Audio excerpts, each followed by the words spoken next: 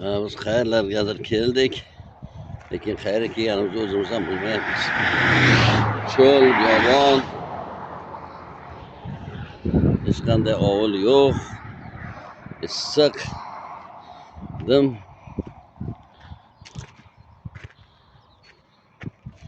Mana shu yerga dam olmoqchimiz. Ozginagina suvlarimiz kam qoldi.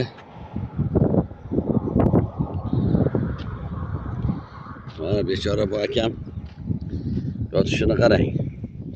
Buni ota bobosi ko'rmadi bunday yotishni. Otasi ko'rganda, "Bolama, qanday kunlarga qolding?" der edi.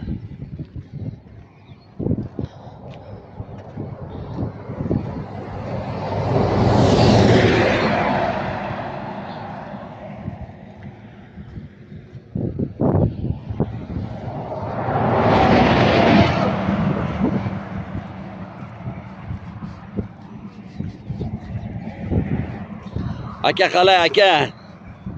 Yotish nima bu? Charchadingizmi? Ha, endi dam olish kerak, tamam aka. Charchash yo'q, charchash yo'q. Temir bobomiz nomiga qo'yilgan ekan. Temir ovulimi, aydani deb yozilgan. Ha, ko'rdim men ham. Temir bobomiz duo qilib o'tiribdi-da. Ha, Temir bobomizni nomiga qo'yilgan haqiqatan ham. Men ham ko'rdim. Lekin qayer qo'yilgan bu? Bu yerga ovul bo'lmasa, ko'cha qo'yilganmi yoki shu cho'lda nomi shunday qo'yilganmi? Juda ham keng, bir nimasi ko'rinmaydigan cho'lda ular. Lekin havo toza. Havo toza. Toza havo.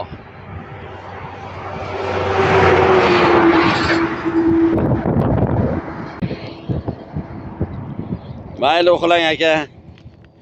Men alla aytib o'tiraman sizga. Sog' bo'linglar hammalaring. Gashti boshqacha. O'zbekiston bayrog'ini ham gashti boshqacha. O'zbekistonni ham gashti boshqacha.